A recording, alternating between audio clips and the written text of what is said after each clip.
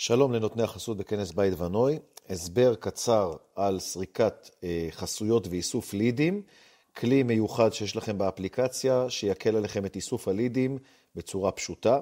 לכל אחד מכם, רק לנותני החסות, יש אפשרות להפעיל את קורא ה-QR הקטן שמופיע פה בסרגל מטה, וכאשר מכוונים אותו לטאג עם ה-QR של אותו משתתף, נפתח לכם בעצם תקציר מפגש.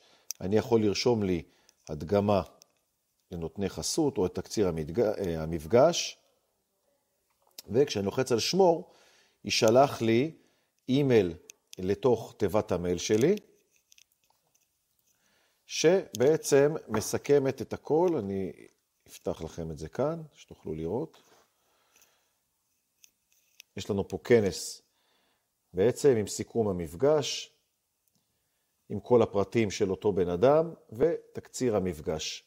זאת אומרת שבסוף התהליך אתם תוכלו לחזור ולראות את כל הלידים שסרקתם בצורה קלה ופשוטה. מה שחשוב מאוד זה להיכנס לכרטיס המשתמש שלכם ולבדוק שהאימייל שלכם אכן מופיע בצורה נכונה, מכיוון שאם תהיה טעות במייל, המיילים לא יגיעו.